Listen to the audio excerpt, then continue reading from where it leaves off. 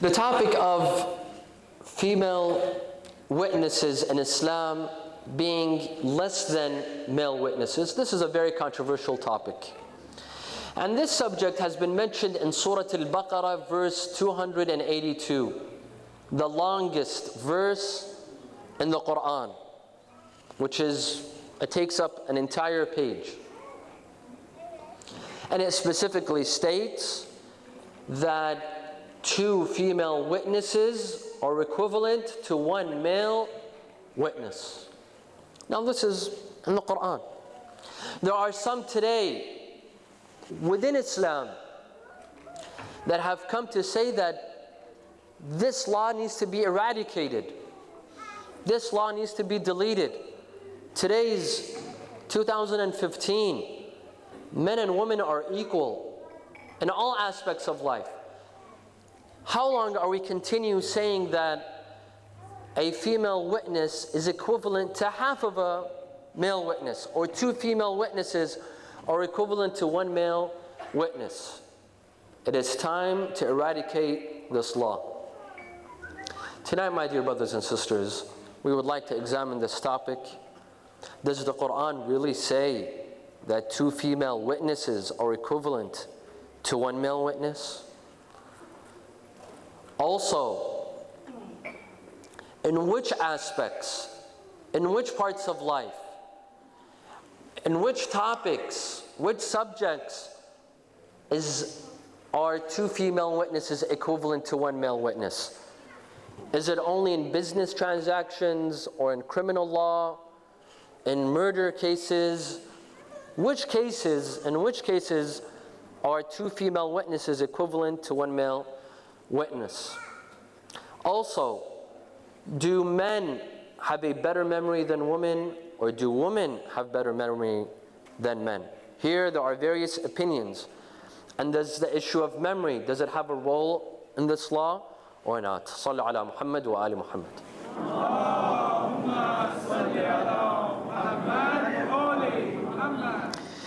As we stated, that this law that 2 female witnesses are equivalent to 1 male witness has been mentioned in Surah Al-Baqarah, verse 282. We need to examine this verse, look at its context, and see what is the verse exactly trying to say. Once we study the context of the verse, we will be able to understand this law and to make a better judgment. The verse begins by saying, يَا أَيُّهَا الَّذِينَ آمَنُوا إِذَا تَدَايَنْتُمْ بِدَيْنٍ إِلَىٰ أَجَلٍ مُّسَمًّى فَاكْتُبُوهُ وَلْيَكْتُبْ بَيْنَكُمْ كَاتِبٌ بِالْعَدْلِ وَلَا يَأْبَ كَاتِبٌ أَنْ يَكْتُبَ كَمَا عَلَّمَهُ اللَّهُ فَلْيَكْتُبْ وَلْيُمْلِلْ الَّذِي عَلَيْهِ الْحَقُّ وَلْيَتَّقِ اللَّهَ رَبَّهُ وَلَا يَبْخَسْ مِنْهُ شَيْئًا فإن كان الذي عليه الحق سفيها أو ضعيفا أو لا يستطيع أن يمل فليملل وليه بالعدل. And then واستشهدوا شهيدين من رجالكم فإن لم يكونا رجلين فرجل وامرأتان ممن ترضون من الشهداء أن تضل إحداهما فتذكر إحداهما الأخرى. What is the context of this verse? The verse begins by saying, O you who believe, if you are performing a business transaction in which you receive the commodity now and the money later, this is called tadayun or dain. Dain is not necessarily a loan in which I take money from you now and give it to you later. No. Even if I buy something from you, now, but give you the money later, this is called tadayun, because it's a form of a loan. It's a form of a loan. The Quran says, O you who believe, if you perform a business transaction in which you receive the commodity now and give the money later, write it down. Write it down. Write it down on a piece of paper. And let a third party write it down for you, someone who's trustworthy. Let him write it down and let him be pious. Let him write it correctly. Why write it down? Why write down a document that speaks of a business transaction? So that your rights will not be lost. So that one of the parties does not come and deny and say, no, I don't owe you money. I don't need to give you anything. No, write it down so that no one can come and lie or deny facts later on. And then the verse says, bring 2 witnesses, 2 male witnesses. Bring them. Let them witness this business transaction. And if you could not find 2 male witnesses, then bring what? 1 male witness and 2 female witnesses. From witnesses that are trustworthy. And if one of the females forgets, the other one can remind her. The other one could remind her. Thus, the verse is very clear. You either bring 2 male witnesses or 1 male witness and 2 female witnesses. Well, why 2 female witnesses? Because you couldn't bring 2 males. You bring 1 male and 2 females. Those 2 females make up 1 male. You see, this is where the controversy arose. That 2 female witnesses are equivalent to 1 male witness. Well, why? This arises lots of questions. Are females inferior to males? Are men smarter than women?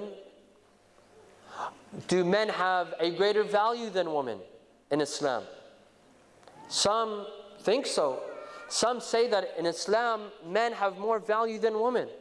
Otherwise, why would 2 female witnesses equal one male witness?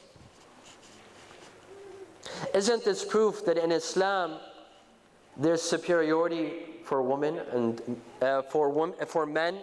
I apologize. And that men have an advantage? You see, my dear friends, in order to understand this verse, and in order to prove that in Islam there is no superiority for men, and that in Islam men and women are exactly equal, they're equal. Islam does not treat men better than women.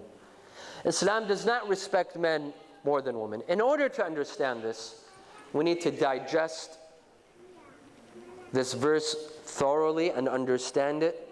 We need to dissect it and analyze it and see what have our Islamic scholars stated. How have they interpreted this verse? وَصَلَّ عَلَى مُحَمَّدٍ وَآلِ مُحَمَّدٍ.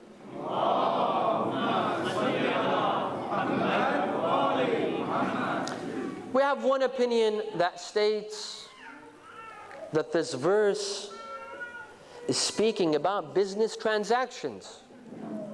The verse does not mention murder, theft, robbery, all other issues, marriage, divorce. The verse is specific regarding one case and one case only, and that is what? Business transactions. The verse is not talking about anything else. Thus, why should we come and generalize and say that in Islam 2 female witnesses are equivalent to 1 male witness? That is not fair. The verse did not make a general statement. The verse is speaking about business transactions. يَا أَيُّهَا الَّذِينَ آمَنُوا إِذَا تَدَايَنْتُمْ بِدَيْنٍ إِلَىٰ أَجَلٍ مُسَمًّى. O you who believe, if you perform a business transaction in which the money will be delivered later, إِلَىٰ أَجَلٍ مُسَمًّى, at a set time. The verse is talking about business transactions, buying, selling, taking out a loan, leasing. It has nothing to do with other topics. It doesn't have anything to do with murder, nor theft, nor robbery, nothing else. This is one. Thus, this is only a specific topic, yes. In one specific area, 2 female witnesses are equivalent to 1 male witness. What's the big deal? What's the big deal? There's other parts, there's other topics in which No male witness is allowed. Only female witnesses are accepted, such as pregnancy. If we'd like to discover if a female is pregnant or not, only female witnesses are accepted, male witnesses are not accepted. And there are issues pertaining to women. Only female witnesses are accepted, not male witnesses. So what's the big deal? Why are we making a fuss when it's only regarding business transactions? This is one. Two, when we look at the verse, the second opinion. The second opinion says that if we study the verse, we see the verse is not giving commands. The verse is not giving commands. The verse is giving advice. إِذَا تَدَايَنْتُمْ بِدَيْنٍ فَاكْتُبُوهُ. Write it. وَلْيَكْتُبْ كَاتِبٌ بِالْعَدْلِ. Write down this business transaction. Write down what's happening. Do we have to write it down? I ask you, if some of you are businessmen and you're making a business transaction, do you have to write it? Is it haram if you don't? No. No scholar says that it's haram if you don't write your business transaction. No scholar says that you have to bring witnesses.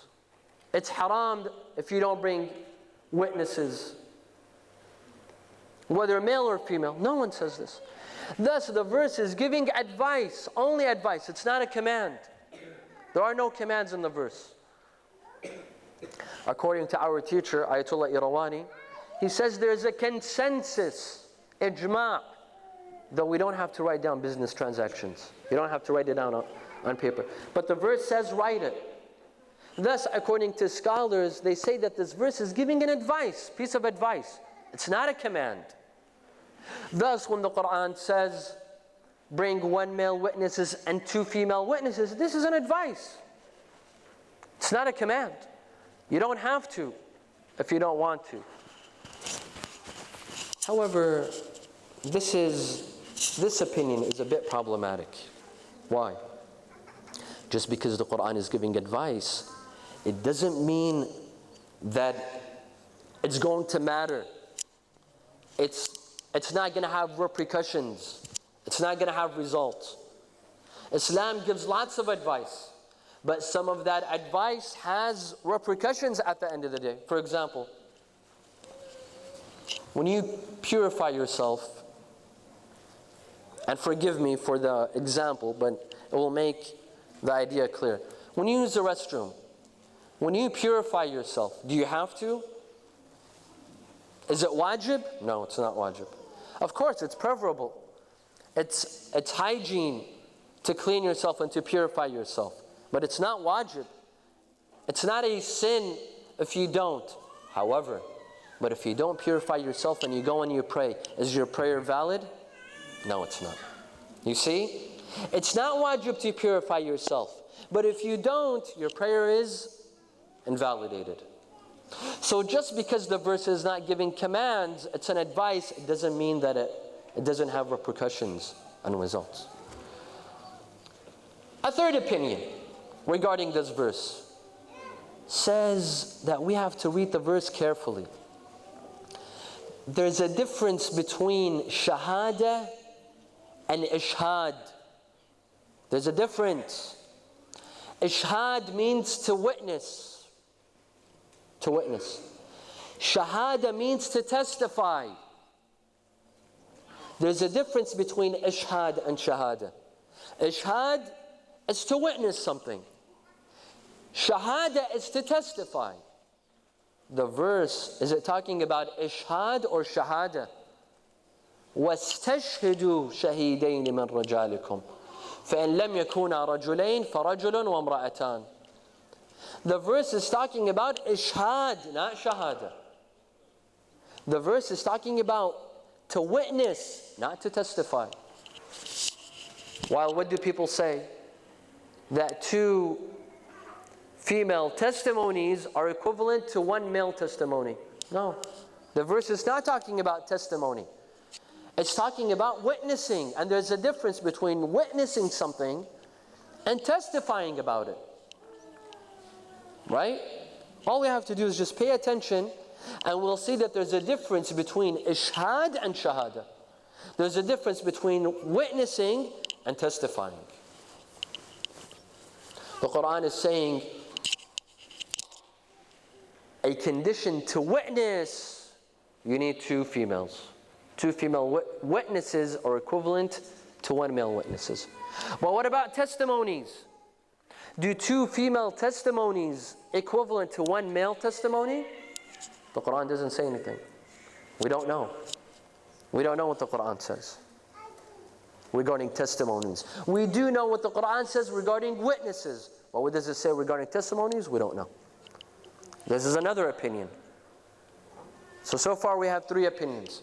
1, that the verse is only talking about business transactions, not everything else. 2, that the verse is giving advice. It's not a command. It's not giving commands. 3, the verse is talking about witnessing, not testifying. And there's a difference between witnessing and testifying. Number 4. Some say that the verse is very clear. Yes. The verse says that 2 female witnesses equal 1 male witness, whether it's witnessing or testifying, even testifying. That's fourth opinion. The 4th opinion says even if it's regarding testifying, 2 female testimonies are equivalent to 1 male testimony. However, why? Why? The Quran is not being unjust. The Quran is not oppressing women. The Quran is not trying to degrade women and put women down. No, the Quran tells us why.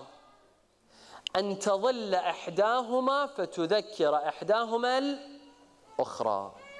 So that if one of them forgets, the other one can what? Remind her. Because in Islamic law, in an Islamic court, during a testimony, men make testimonies by themselves. Each man goes by himself. In a court, stands in front of a judge and makes a testimony. But women, they go together. These 2 female witnesses, they go and make a testimony together, not by themselves. Why? So that when one of them forgets, the other one reminds her. She tells her, no, this and this, such and such happened. You forgot.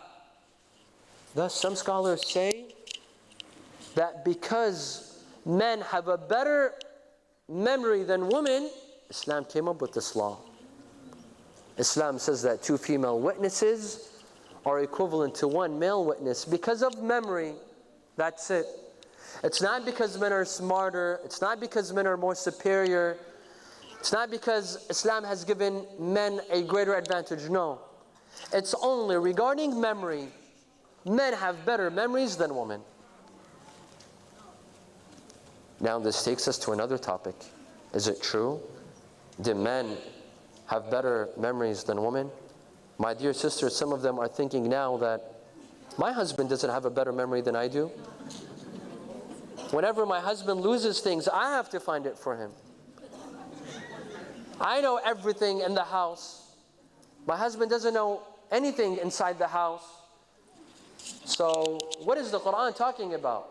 How can men have better memories than women when it's a known fact that women have better memories than men? Now, and I know that this is a sensitive topic and it's a sensitive subject. Thus, we had to do our research. And we had to see what scientists have to say, biologists and psychologists. What do they have to say regarding this topic? Do men have a better memory or do women have a better memory? I saw various opinions. I saw some that said definitely women have better memories than men. I saw other scientists and research papers and statistics that stated men have better memories than women. And I saw others that went into detail. And this detail is the interesting part. وَصَلُّوا عَلَى مُحَمَّدٍ وَعَلَى مُحَمَّدٍ.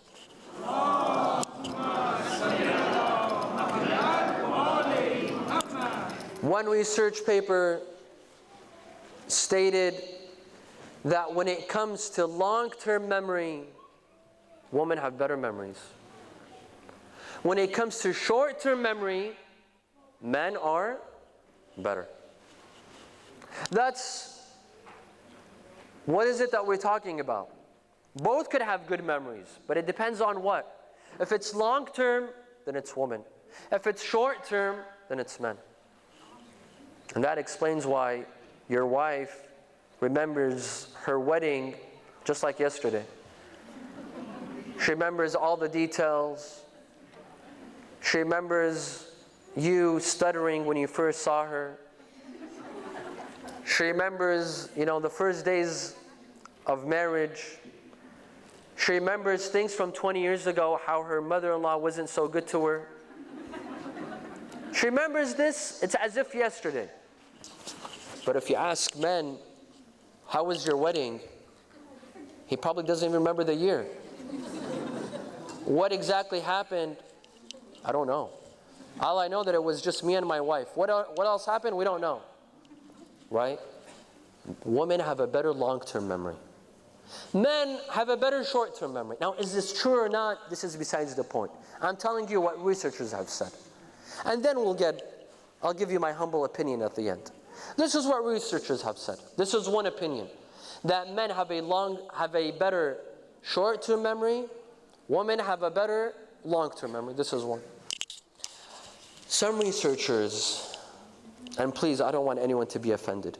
This is research. These are scientists.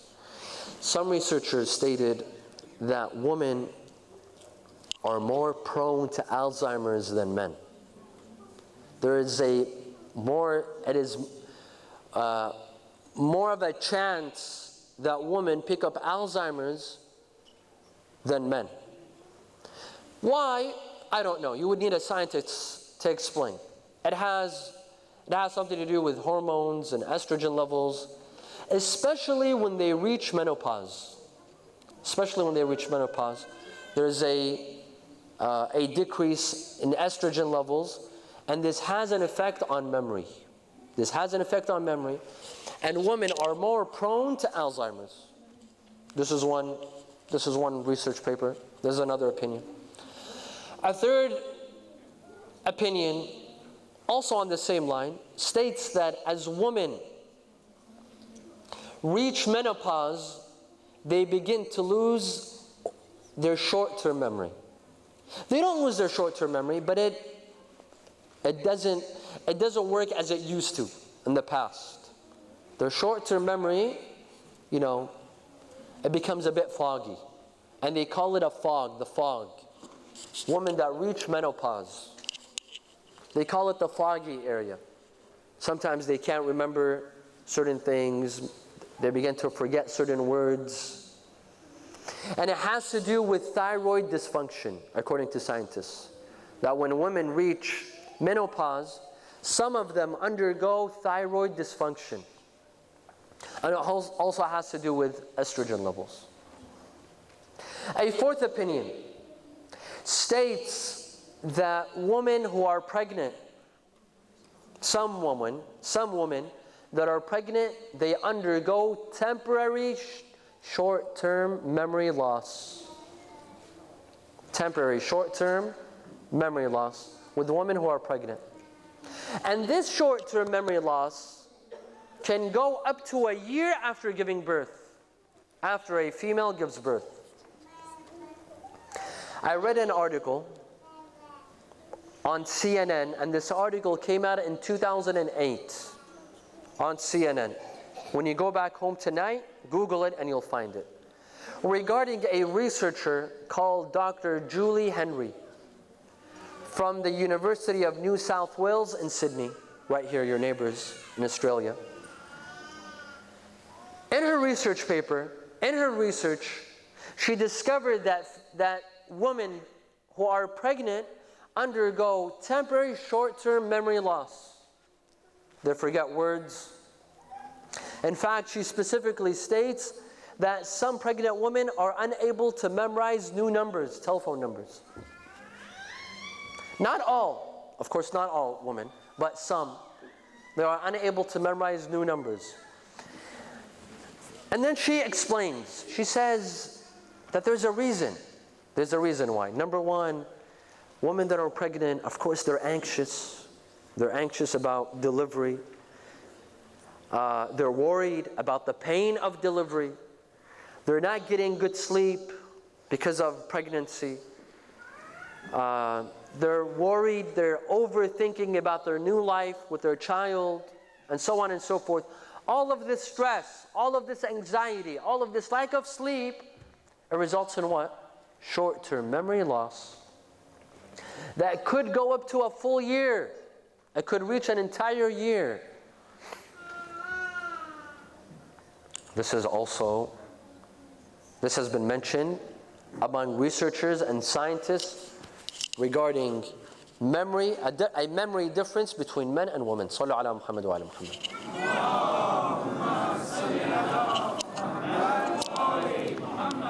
Now we come to Islamic scholars. Islamic scholars, when they see this verse that says أن تضل إحداهما فتذكر إحداهما الأخرى, if one of them forgets, one of the female witnesses forgets, then let her remind the other female witness. Muslim scholars have various opinions as well, and they have their own analysis. One analysis says that, let's remember, this verse is specifically talking about what? إِذَا تَدَايَنْتُمْ بِدَيْنٍ. It's speaking about business transactions, correct? It's not talking about anything else. Specifically, business transactions. Now, before, not now, before, during, when the verse was revealed, when the Quran was revealed, usually women had nothing to do with business. Women would not work.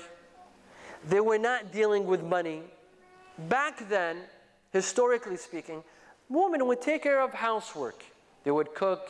They would take care of the house. Just like Amir al-Mu'mineen and Fatima al-Zahra, salamullah alayhim. When they got married, they divided the tasks. Amir al-Mu'mineen alayhi salam told Fatima, he told her, you will take care of the tasks inside the house, and I will take care of the tasks outside of the house. And in fact, Amir al-Mu'mineen would even help his wife with the tasks inside the house. Thus, women were not too familiar with business transactions, with money, with loans, with buying and selling.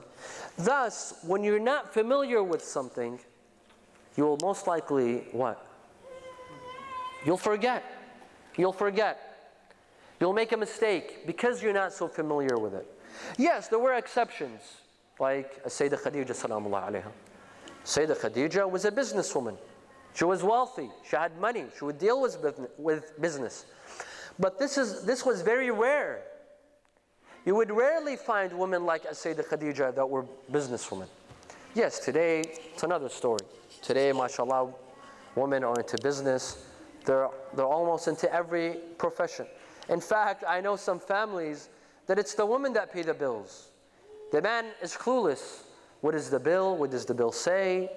How much do we have to pay? Women take care of it, not the men. I know some households. Now these scholars, they say that because women are not familiar, they were not familiar in the past, they were not familiar with business transactions, thus they were most likely going to forget. Was this 1,000,000 dinars or 1,000,000 dirhams? Was this 1,000 dinars or 1,000 dirhams? And so on and so forth.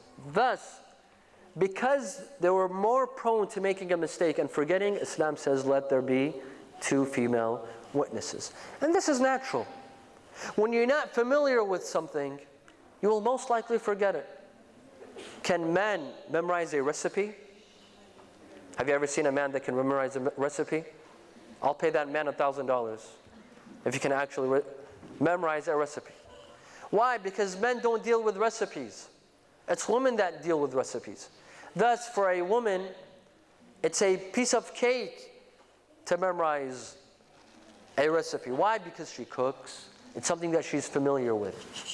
Can you remember words in a lecture from a different language? A language that you're not very familiar with? No. Why? Because you're not familiar with that language. Thus, most likely you're going to forget that lecture. You'll forget the words that are mentioned in that lecture. This is one analysis mentioned by Muslim scholars. Another analysis. The second analysis says that, you see, when in Islam, when we say that 2 female witnesses are equivalent to 1 male witness, whether it's business transactions or anything else, even in crimes, for example, if we were to accept this, that 2 female witnesses are equivalent to 1 male witness, even when it's a crime taking place regarding theft, robberies, adultery, murder, if we were to accept this, some scholars say that it's in a woman's nature. When she is to see a crime, she's not going to look directly. She's not going to look directly. If she sees a murder taking place, most likely she's not going to witness it. She's going to turn around. If she sees someone being injured, being hurt, she's not going to sit there and look. While what do men do? For men, seeing a murder take place, that's interesting for them. That's why most likely they're going to pay attention and look, while a woman doesn't look. That's why most likely she's not going to remember it, because she didn't look in the first place. Let's say, for example, if a murder was to take place right now, and there are men and women witnessing it, who's most likely going to remember it? Men. Because women are going to give a blind eye. They don't want to see it. You know, that's why most women, they don't like action movies. They like romance movies, correct? While men like the action movies. They like the gore and the blood. And women will most likely not enjoy these sort of scenes. They won't even look at them. And hence, they won't remember them. You see? While men, because, you know, they take interest in these things, they're not bothered by blood, they look for action, they will most likely witness it, and they will most likely remember it. You see? Thus, it's not a matter of superiority. It's not a matter of giving advantage to men over women. It's who can remember the best certain incidents. This is a second analysis. A third analysis says that when a female is brought into court to testify in front of a court, in front of a judge, maybe in front of tens of people, most likely that female will be overwhelmed. She's under stress. She's under pressure. There's a judge questioning her. You know, asking her specific questions, maybe even yelling at her. You know how judges are. They want to be specific. And they're very strict. Now, to put a female in front of, thank you very much. To put a female in a court, in front of a judge, asking her thousands of questions, in front of lots of people, a female is going to be overwhelmed. She's going to be under anxiety and stress. Yes, men too as well. Men as well. But scientifically, men are more capable of dealing with such sort of anxiety and stress than women. And anyone who is under stress and anxiety will most likely forget. Will most likely forget. When you're under stress and anxiety, you forget things. I'll give you a personal example. When I began lecturing, my first days of lecturing, of course, public speaking is not easy, my dear brothers and sisters. That's one of the toughest jobs. I began at the age of 17.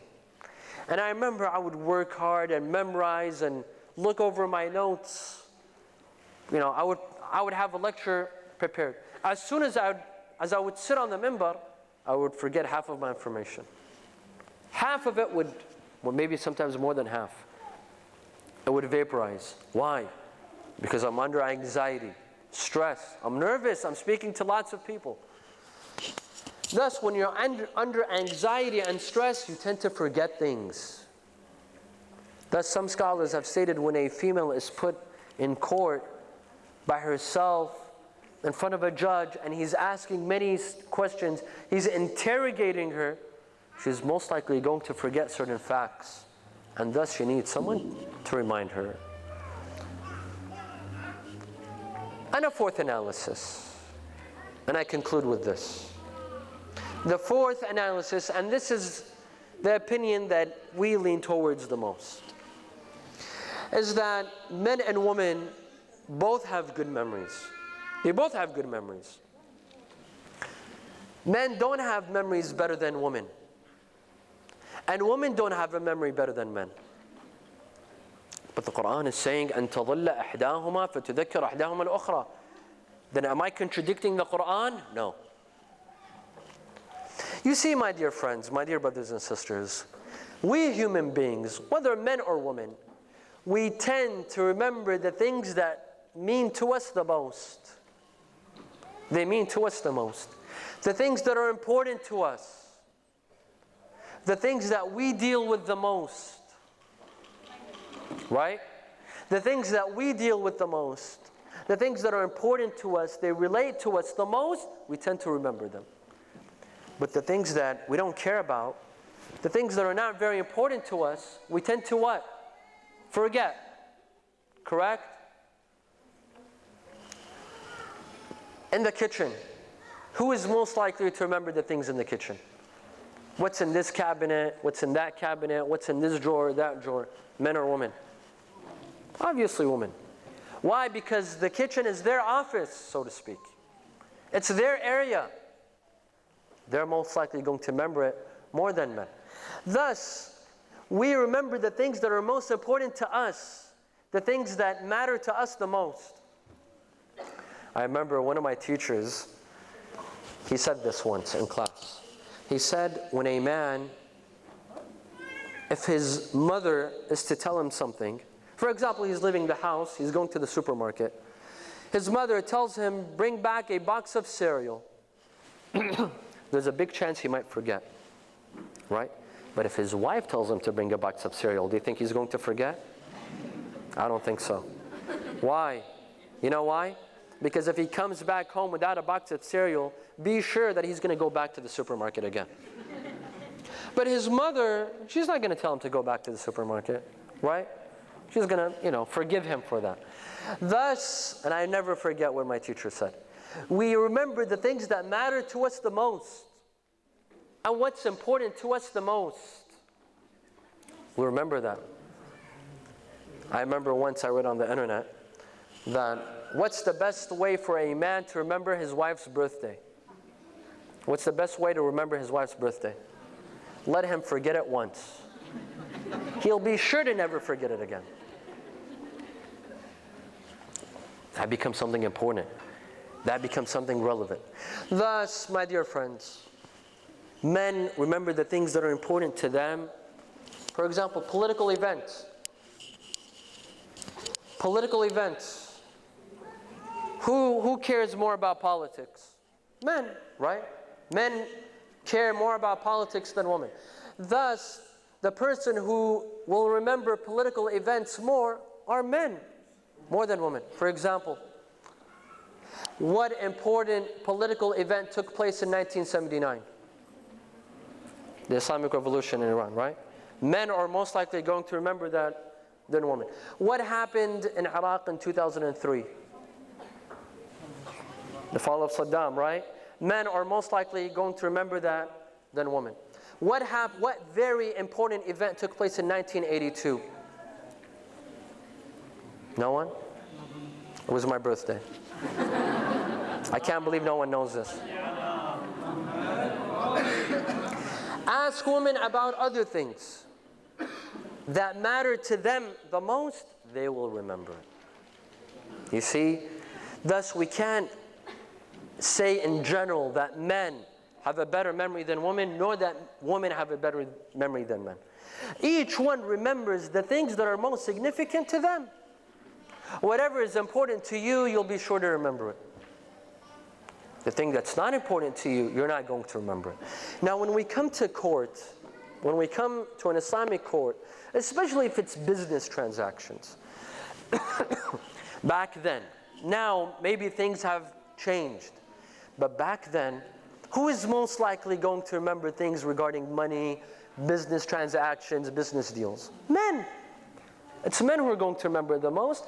That is why the Quran says, وَاسْتَشْهِدُوا شَهِيدَيْنِ مِنْ رَجَالِكُمْ فَإِنْ لَمْ يَكُونَا رَجُلَيْنِ فَرَجُلٌ وَامْرَأَتَانِ ممن ترضون من الشهداء أن تظل إحداهما فتذكر إحداهما الأخرى.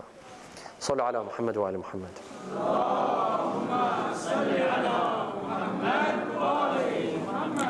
As I conclude, my dear brothers and sisters, you see, Islam does not want to degrade women. Islam does not want to disrespect women. And unfortunately, there are some that purposely try to attack Islam. They try to pinpoint. See, look at this verse. This verse is trying to degrade women. Even the wife-beating verse. I have a lecture on this for the brothers and sisters that are interested. You may go on YouTube and hear a full lecture on the wife-beating verse. Even the wife-beating verse, it is not degrading to women. Hear the lecture. Look at the different analysis. It's been taken out of context. But if you have the intention to attack Islam, then go ahead, be my guest. There's a lot of ways in which you can take verses out of context and attack Islam. You know what? I can go to the Bible, I can go to the Old Testament and New Testament and take verses out and attack Christianity based on those verses. What do you think? Is that fair? Is that being objective? No. But we could all do that. I can think of 100 verses in the Old Testament and New Testament that are demeaning to women, that are racist, that condone and encourage murder and murdering and terrorism. If I'd like to take them out of context. This is not fair. If you'd like to be fair and objective, look at these verses in its context and you will come to the conclusion that Islam does not disrespect and degrade women.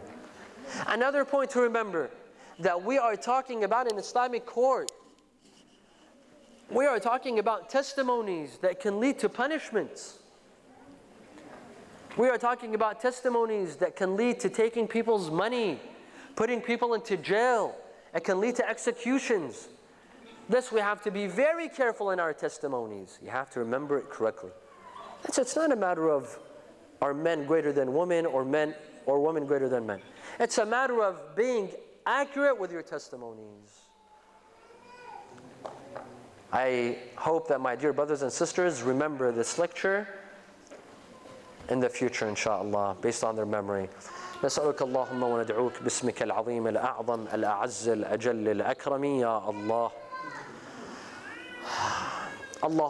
اللهم يسألك أن تجعل فيما تقضي وتقدر من الأمر المحتوم في الأمر الحكيم من القضاء الذي لا يرد ولا يبدل أن تكتبنا من حجاج بيتك الحرام المبرور حجهم المشكور سعيهم المغفور ذنوبهم المكفر عنهم سيئاتهم وأن تجعل فيما تقضي وتقدر أن تطيل عمري في خير وعافية وتوسع في رزقي وتجعلني ممن تنتصر به لدينك ولا تستبدل بي غيري. أعوذ بجلال وجهك الكريم أن ينقضي عني شهر رمضان أو يطلع الفجر من ليلتي هذه ولك قبلي تبعة أو ذنب تعذبني عليه ولأرواح المؤمنين والمؤمنات والعلماء